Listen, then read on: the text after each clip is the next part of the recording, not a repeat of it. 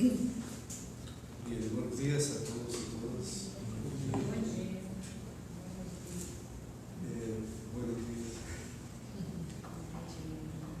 Habíamos concluido ayer hablando de aquella reflexión de 1857 de Marx sobre la relación desigual entre la producción material y la producción artística.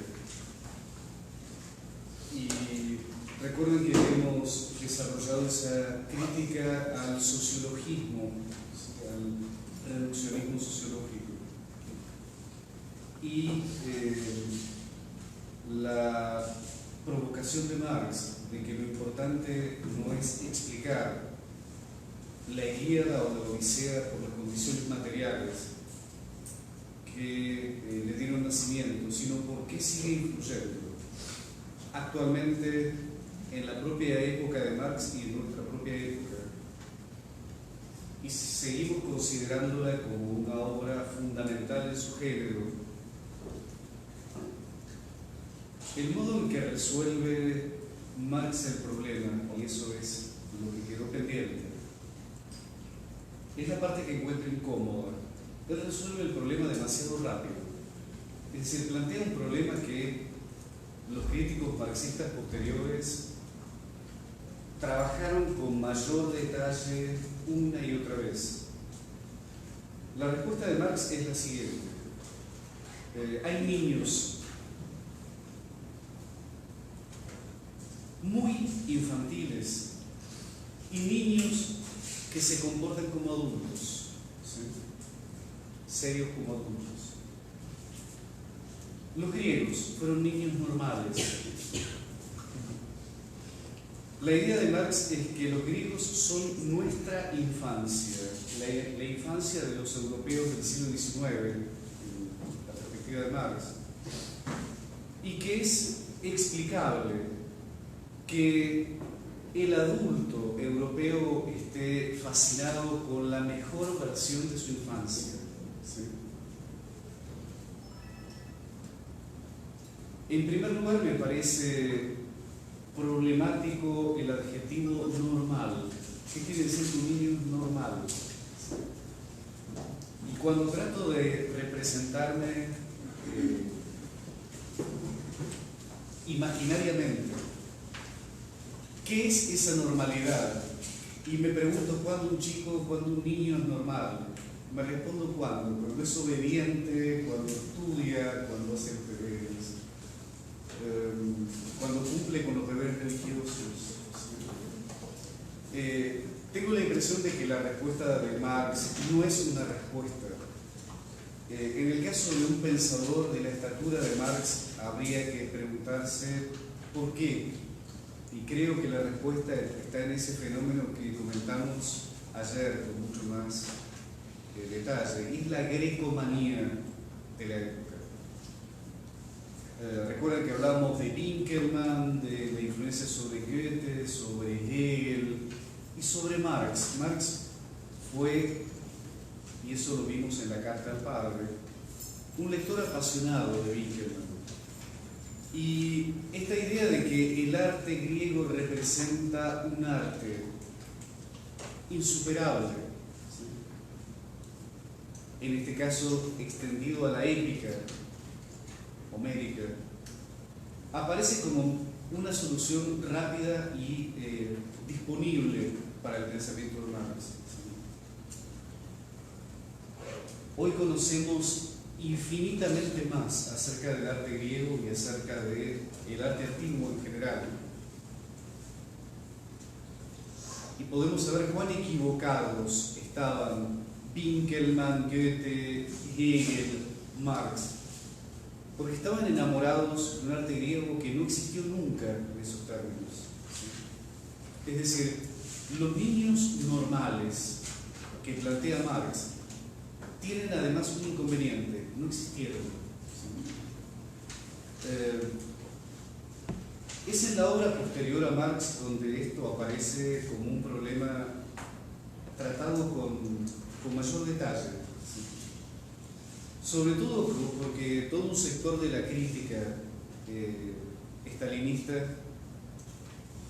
hay conocidos debates de Lukács en la segunda mitad de los años 30 en la Unión Soviética.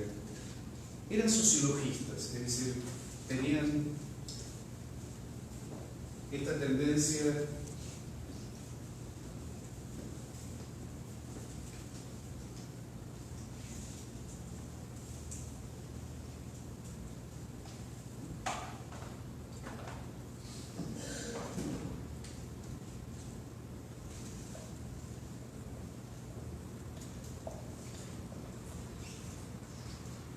a explicar la obra literaria en términos de clase, en términos de circunstancias históricas. Uno puede hacer el ejercicio de leer las notas aclaratorias de las ediciones soviéticas de la editorial Progreso. Es un manual de los horrores, un catálogo de los horrores de la sociología. Uno lee, por ejemplo, la nota, tiene un registro de nombres al final. Entonces uno busca Fichte, filósofo reaccionario alemán. Sí, además escribió algunas obras, además. El artículo Ruge comenzó siendo un gran revolucionario alemán, luego se peleó con Marx. Entonces se convirtió en Mefistófeles. Además de esa cuestión, existe esta tendencia muy intensa en los manuales de estética del periodo stalinista, pero ya en tiempos de la Segunda Internacional, a buscar esa relación determinista. Un ejemplo, quizás uno de los ejemplos más inteligentes de estos es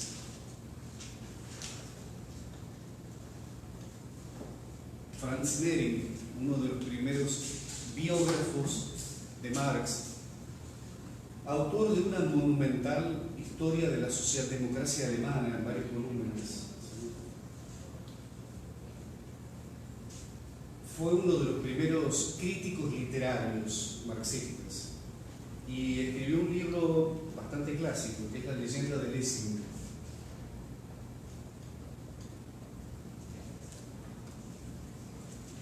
Es un detalle interesante porque es un libro con análisis bastante inteligentes. Ahora, cuando aplica un método que él cree que es marxista, el libro es totalmente mecánico. Él le envió el libro a Engels para que lo leyera y Engels lo leyó con bastante horror. Así todo, el libro de Merrick es una maravilla comparado con cosas que aparecieron después. Yo ayer mencioné el libro de Lukács, Aportaciones a una historia de la estética. Un artículo sobre Merrick como crítico literario.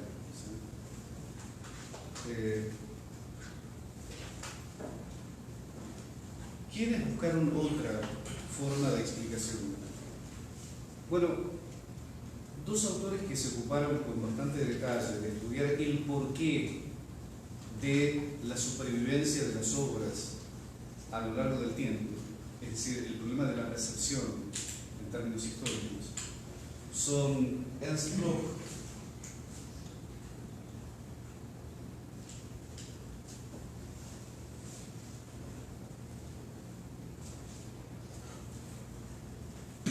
en varias de las obras, en el principio Esperanza de un modo bastante particular, pero ya en un libro de los 30, que es herencia de esta época, hay elementos interesantes en ese sentido. Él habla del excedente cultural.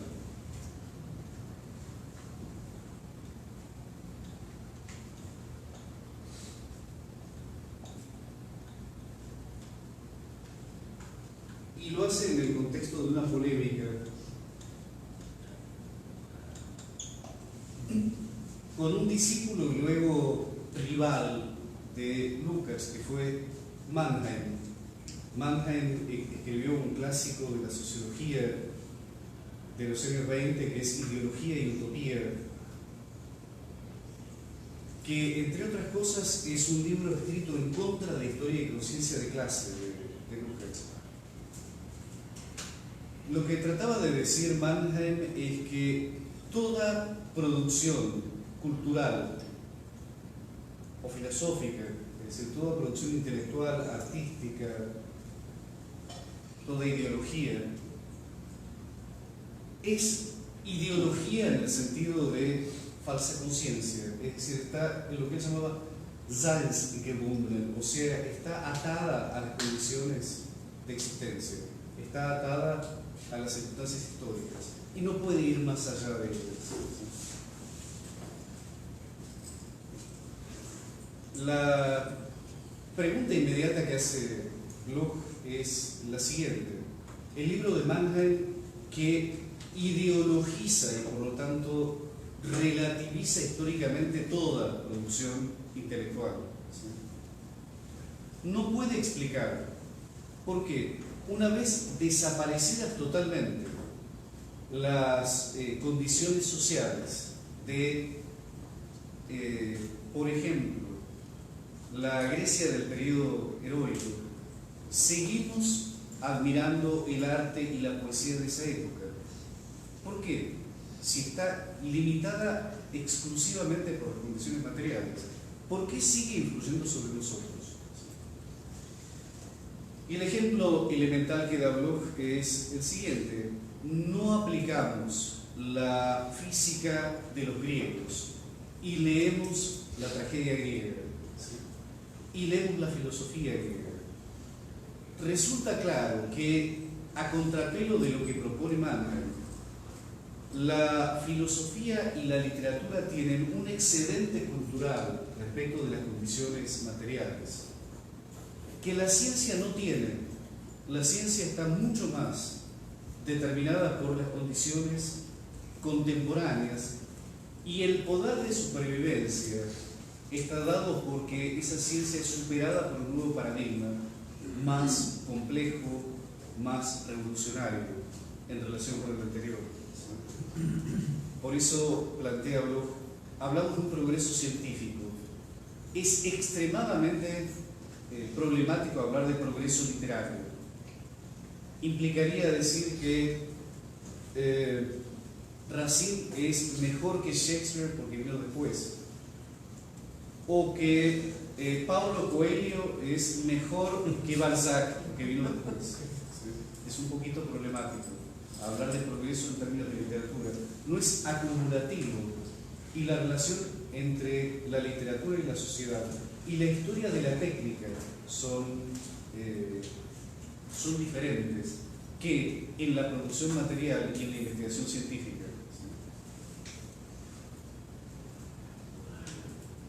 Aparece también en el Lukács de la estética de 1963 una reflexión bastante detallada, y también en un pequeño libro de Marcuse que se llama La dimensión estética.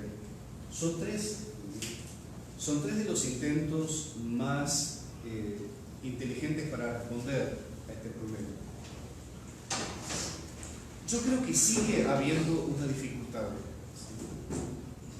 Cuando Bloch y sobre todo cuando Lukács tratan de este problema, apelan a una categoría que aparece en el joven Marx, en el Marx de la década de 1840, que es la categoría de genericidad.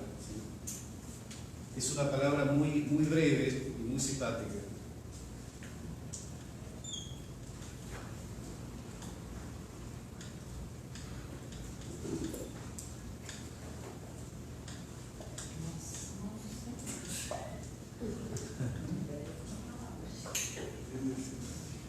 Estos alemanes.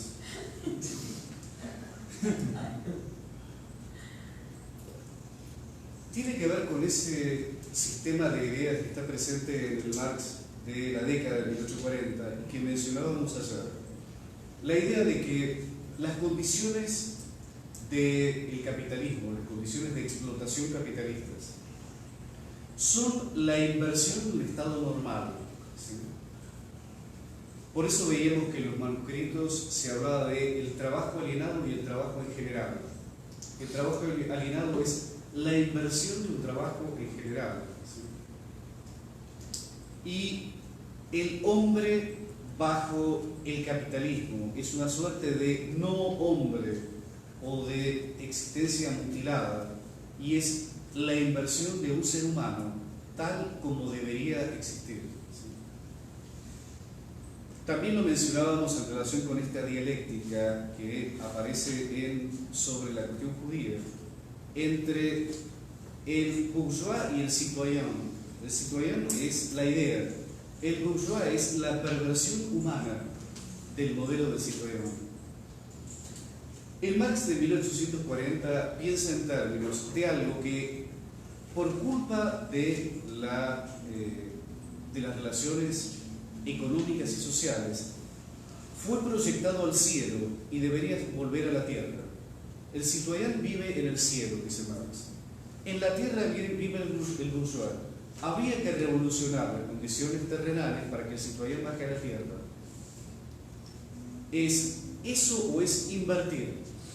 Es decir, que el trabajo alienado vuelva a ser como el trabajo en general, como si el capitalismo hubiera desordenado o invertido las cosas. Y anunciábamos que en el Marx del Capital la lógica es muy, muy diferente de esta. ¿Sí? Y lo que desaparece normalmente en el Marx de finales de la década de 1850 en adelante, lo que en general desaparece, y no siempre, es este paradigma general, externo, que debería ser la norma para medir la deformación, la distorsión. Creo que la categoría de genericidad es por momentos complicada, porque lo que supone en el análisis que hace Lukács es lo siguiente. Existen obras que quedan en la memoria de la humanidad, que quedan incorporadas, mientras que otras se borran completamente.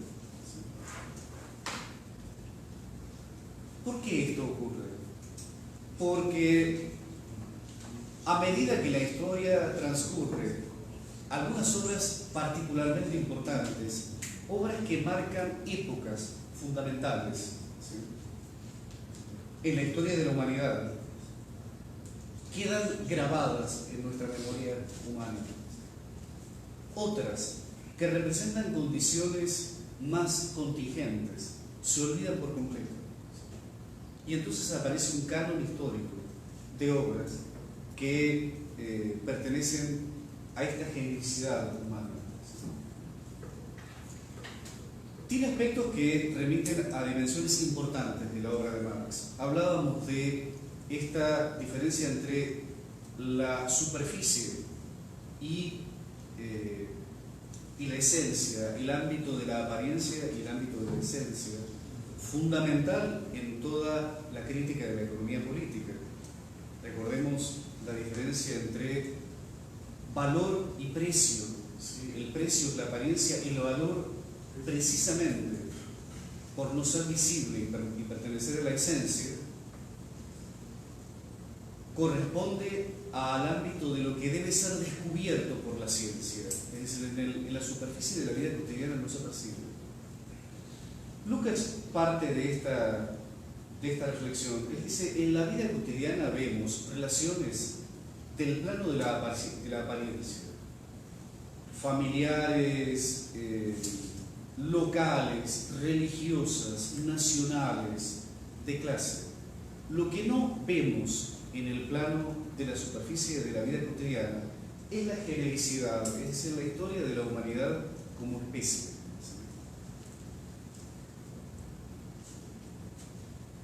De esta manera trata de explicar Lukács por qué algunas obras, digamos, Homero, Esquilo, Sófocles,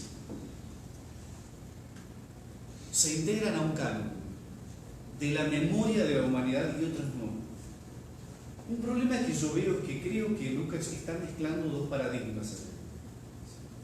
Un paradigma que es la crítica del capitalismo en nombre de una categoría externa, genericidad. El Marx de 1840 decía que el capitalismo le arrebató la genericidad al ser humano. y volvió a la sociedad una pelea entre átomos, individualismo. Ese es un criterio típico de Marx en 1840, esa categoría externa que es el parámetro para juzgar las contradicciones de nuestra época. Y en segundo lugar, ese paradigma que es más constante y que aparece mucho más en la obra posterior de Marx, y es el paradigma historicista, es decir, un historicismo muy radical que trata de explicar cada época de acuerdo con normas que son internas a la época y que trata de rastrear permanentemente la historicidad de los fenómenos del pasado, buscar cuáles son las marcas históricas de esos fenómenos del pasado. Y para eso no se le opone una categoría ahistórica que está afuera. La sensación que yo tengo es que cuanto más historicista es Marx, más consecuente es con su propio método, y que de allí que en el Capital, la obra de Marx, estén ausentes esas categorías generales externas en la mayor medida. Y el análisis del Capital es el mayor análisis inmanente de la obra de Marx, y no conozco otra obra que tenga ese nivel de consecuencia en el análisis. Es decir, cuanto más se dedica Marx a un análisis inmanente, sin extrapolar categorías generales, más profundo es el análisis y produce ese tipo de análisis que es, en mi modesto juicio, incomparable. Esto es algo que afecta el tema de lo que estábamos hablando. Es decir, yo creo que la forma más adecuada es aquella de la que partimos en la primera clase. Este método que Marx había tomado de Hegel, que comentábamos, Lukács rescata para el marxismo, que consiste en pensar que el pasado es una construcción muy dinámica y que por eso ciertos fenómenos, esto lo señala el viejo Lukács en un volumen de conversaciones, pueden borrarse de la memoria de la humanidad y volver a aparecer luego. ¿Sí? Es decir, la idea de que el presente establece relaciones con el pasado y que esas relaciones son dinámicas. Las grandes obras del pasado no están fijas, corren el riesgo, entre comillas, entre aspas, de desaparecer, y otras absolutamente olvidadas pueden ser rescatadas. Es decir, el marxismo es mucho más revolucionario cuanto más renuncia a las fórmulas fijas, a las cosas que están quietas. Es decir, la idea de que existe un canon inmóvil, ¿sí?, pertenece o al mundo feudal o a las experiencias culturales de los pequeños burgueses, ¿sí?, que compran las obras completas de un autor para ponerles como adorno en una biblioteca, y entonces tiene las obras de Sófocles, de Shakespeare, etc. El viejo Lukács tenía toda la razón cuando decía, y esta oscilación está en el viejo Lukács, que si una obra del pasado no le dice nada al presente, queda absolutamente borrada. ¿Sí? Que la única posibilidad de supervivencia de las obras del pasado es la actualización en cada presente. Son esas relaciones activas en cada época las que explican que una obra sea perdurable o desaparezca. Alguien puede decir, a ver si consigo aclararlo más, Shakespeare apareció permanentemente a lo largo de la historia. No, ayer dijimos que no, que durante periodos Shakespeare quedó totalmente olvidado. Supongamos que no, supongamos que Dante Alighieri, desde el pre-renacimiento italiano hasta 2020, no fue olvidado nunca. La pregunta que yo les hago es, ¿el Dante que leemos hoy es el mismo que se leía en la época del romanticismo? ¿Lo leemos de la misma manera? el Dante que se leía en el romanticismo es el mismo Dante que se leía en la Italia del realismo. ¿Sí? Es el mismo Dante, pero son diferentes Dantes también.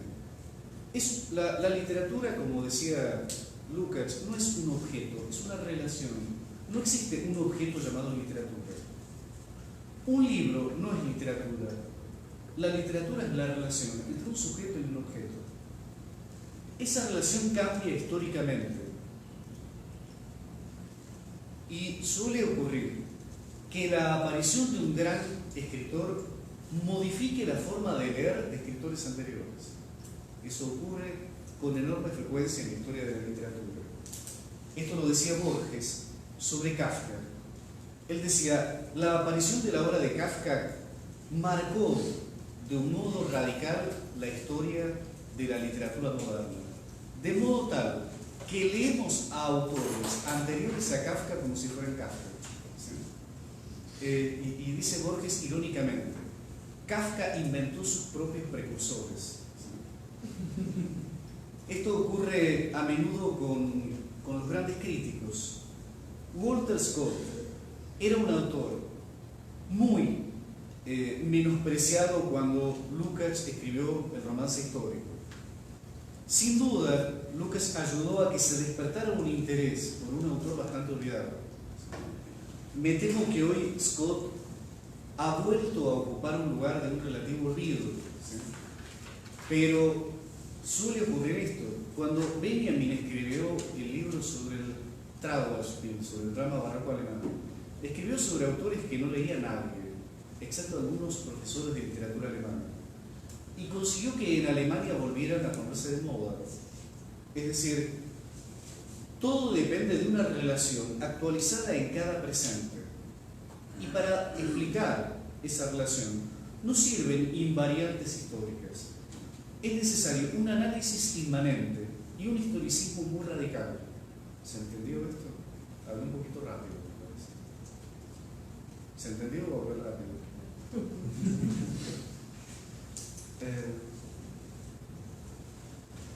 Esto en cuanto al problema de la recepción y la supervivencia de las obras del pasado. ¿Sí? Avanzamos ahora hacia el otro debate literario de grandes dimensiones en la obra de Marx. Decíamos, la contribución más extensa de Marx a la crítica literaria fue aquel artículo sobre los misterios de París y sobre la reseña de Seliger. El otro debate importante es lo que se conoció como el debate del Sickingen.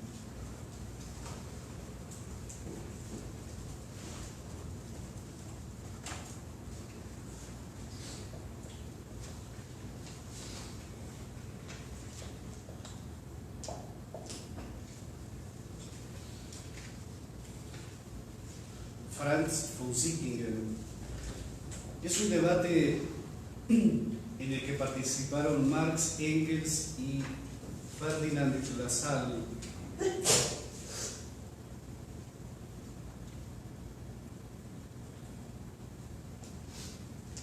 Entre marzo y mayo de 1859,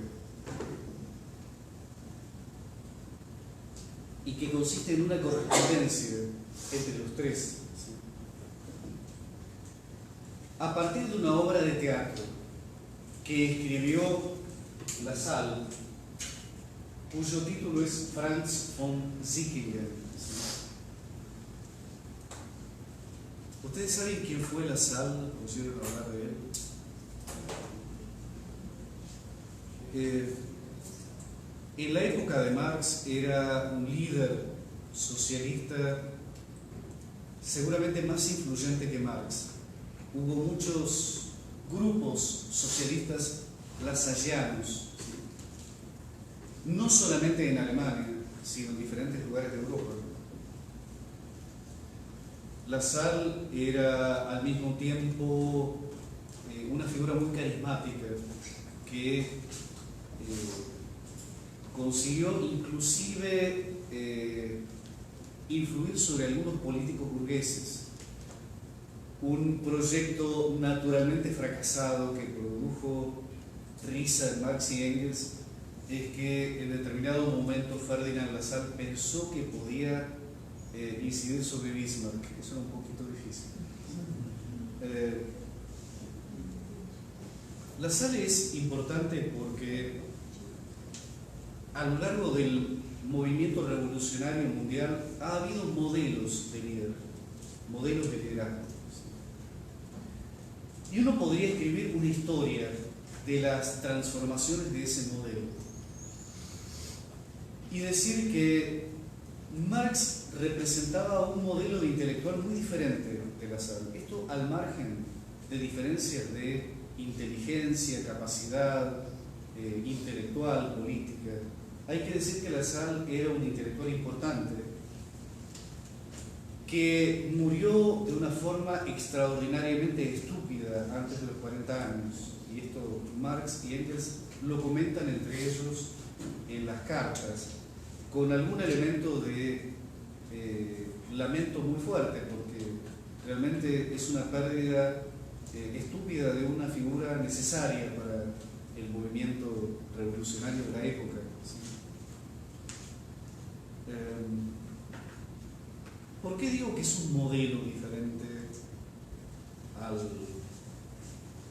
al de Marx? Es una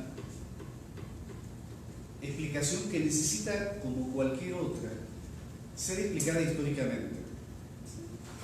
Hay una explicación bastante lúcida que aparece en una discusión que hace Lukács comparando a Lassalle y a Marx. ¿Sí? En uno de los artículos, en uno de los mejores artículos de Lukács, es un ejercicio notable de análisis político, que está dedicado a reseñar las cartas, el libro que edita las cartas de Ferdinand Lassalle, mediados de la década de 1920. Es una época en la que Lukács comienza a autocriticar sus posiciones marxistas tempranas y escribe este artículo, y poco después un artículo sobre Moses Hess. Este artículo también es de los mejores, es decir, un top 10 de artículos de Lukács debería incluirlos. ¿Sí? Moses Hess y los problemas de la dialéctica idealista. Este es el tema fundamental. ¿Sí? Lassalle y Hess eran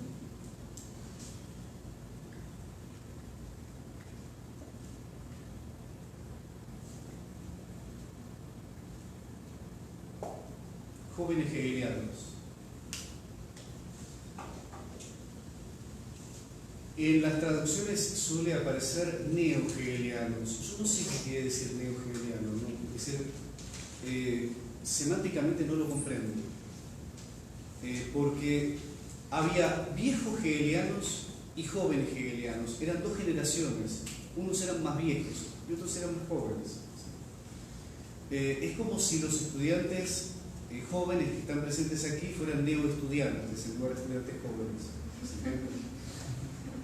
Por eso prefiero esta fórmula, aunque neo-hegeliano está muy difundido.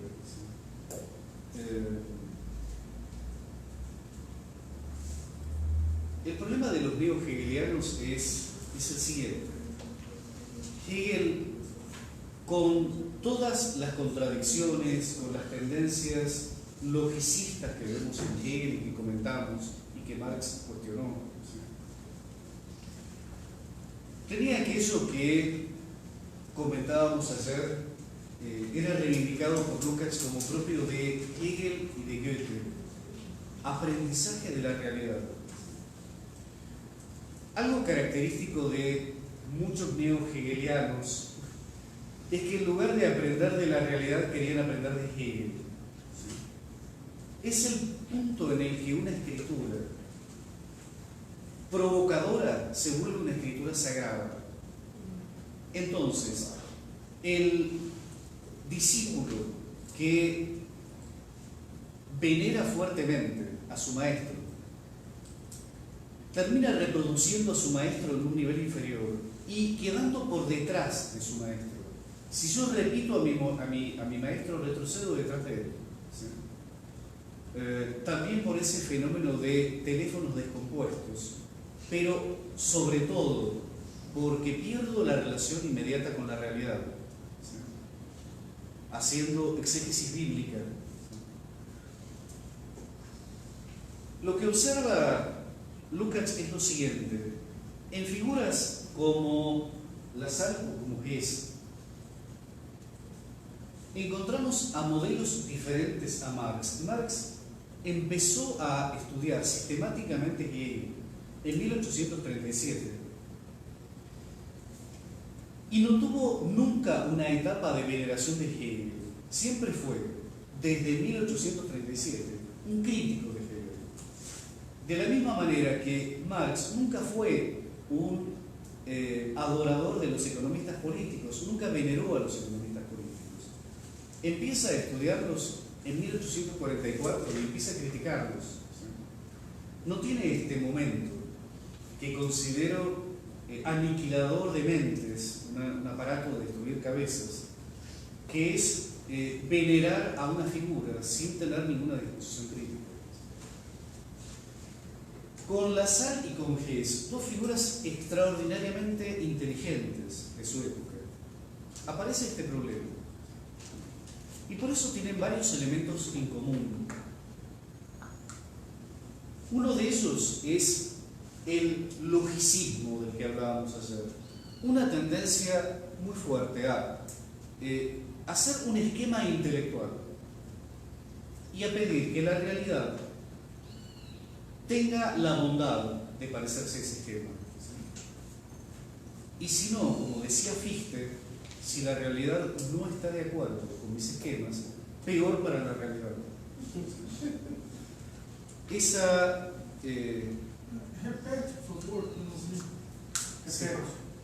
lo último que dije es una frase muy conocida de Fichte. Él decía, si los hechos no están de acuerdo con mi pensamiento, peor para los hechos. Que esto ocurre en Lassalle y en Hess, es una tendencia a crear un esquema de pensamiento no histórico y la tentativa de aplicarlo a la realidad. No, por favor. Y esto produce, en primer lugar, esa tendencia al logicismo.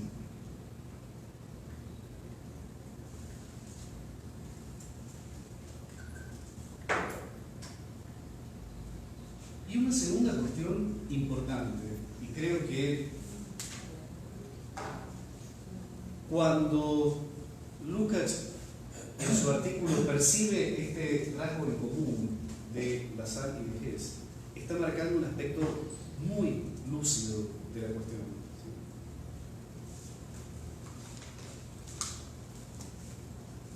Cuando habla de Hess, Lukács empieza tomando lo siguiente. Él habla de Franz Mehring, a quien anotamos acá. Franz Mehring comenta la discusión que existió entre Marx, Engels y Moses Hess, del otro lado. Si ustedes leen el Manifiesto Comunista, verán que Marx comienza a revisar las diferentes orientaciones del socialismo contemporáneo. Y entre ellos menciona a Moses Hess, y el juicio es muy duro sobre Moses Hess. Y Mehring dice que Marx no tenía razón y que fue muy injusto con Moses Hess, porque Hess era un revolucionario totalmente honesto. La respuesta de Lukács es la continuación de algo que dijimos en los 2 días anteriores. Crítica marxista no es una crítica moral del capitalismo. Y esto debería aplicarse a la propia crítica marxista.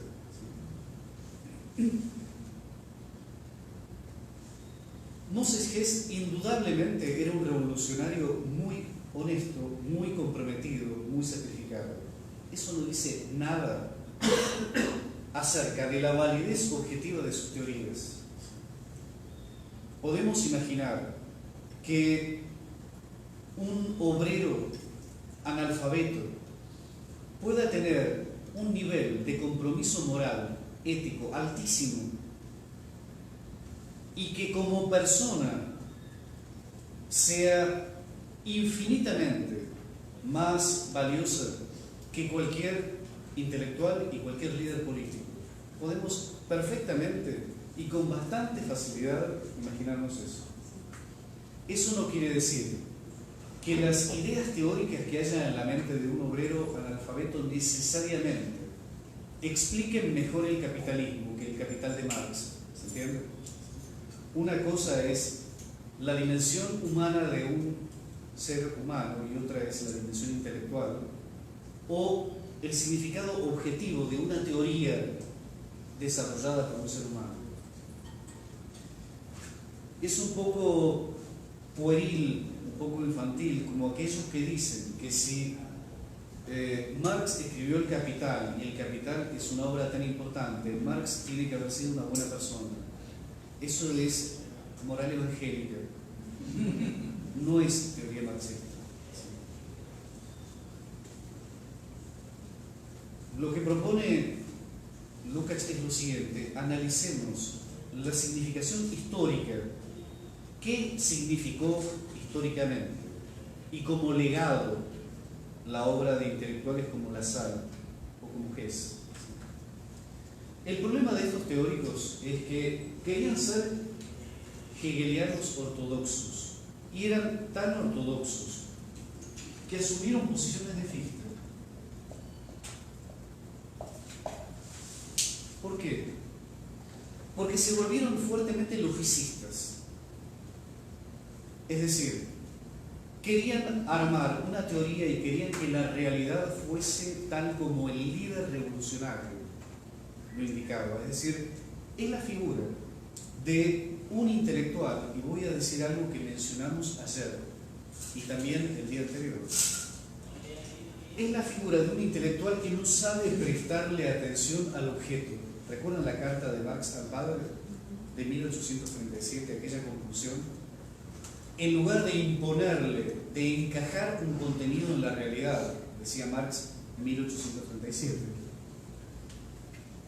hay que aprender a prestarle atención al objeto, a escuchar su dinámica. Y este es el elemento que Lukács subraya como fundamental en la dialéctica de Hegel. Y podríamos decir, es el elemento fundamental de un pensamiento dialéctico. El pensamiento nunca está fijo y se impone sobre la realidad, sino que tiene que dinamizarse y moverse constantemente a partir del estudio del objeto, a partir de escuchar al objeto. Por eso lo que dice Lukács es que en tanto Marx quería aprender de la realidad y había tomado esto de Hegel como el elemento más productivo de Hegel, Hess y Lassalle consideraban que ya no había que explorar la realidad porque Hegel ya lo había hecho. Entonces lo que había que hacer es volver hegeliana la realidad. Es decir, que la realidad histórica se pareciera a lo que Hegel, Lassalle y Hess habían dictaminado, sino peor para la realidad, si no hace caso. Les llama la atención, y este es un aspecto que creo que es genial, que Moses Hess y Lassalle tienen un rasgo de carácter. El carácter suele estar históricamente muy condicionado. Eran personas que hoy llamaríamos, eran políticamente bipolares. Esto no lo dice Marx, por supuesto. Tenían momentos de enorme entusiasmo y momentos de depresión muy profunda. Estaban muy entusiasmados cuando la historia parecía hacer caso a lo que ellos querían. y se deprimían profundamente cuando la historia iba en una dirección diferente. Como suele ocurrir con algunos autonomistas de nuestra época. Cuando la temperatura es muy alta, el autonomista festeja. Cuando el clima se enfría, se deprime porque la realidad no le hace caso al autonomista. Y Lukács, con un pequeñísimo nivel de ironía, dice que Marx no era muy propenso a estas depresiones y a estos entusiasmos. Precisamente porque los ciclos históricos son mucho más prolongados y porque hay que comprender los diferentes niveles de la realidad. Se me ocurre que podríamos compararlo con lo que decíamos ayer de Andreyev y de Gorky. Gorky decía, Andreyev observa solamente lo extraño en la realidad y no tiene paciencia para ver toda la realidad. Se queda en ciertos fenómenos superficiales. Esto ocurre con intelectuales como Lassalle y como Hess. Marx decía, los economistas políticos suelen quedar hipnotizados por la superficie de la vida capitalista.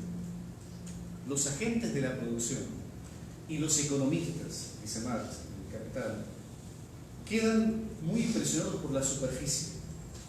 No comprenden la dinámica más profunda, ¿sí? El ámbito de la esencia del capital. Y por eso son movidos, agitados en una dirección u otra. ¿Sí?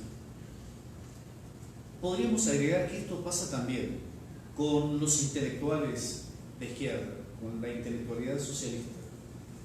Cuando la atención está concentrada en las pequeñas coyunturas, se mueven de un lugar para el otro sin tener un aparato conceptual que permita comprender profundamente el proceso histórico. ¿Sí? Y me parece que detrás de los entusiasmos y las depresiones de estos intelectuales ocurre algo así. El otro elemento importante es el moralismo, también una herencia de Fichte. Para Fichte, la dimensión ética es fundamental, y fundamental en términos de acción histórica. ¿Sí?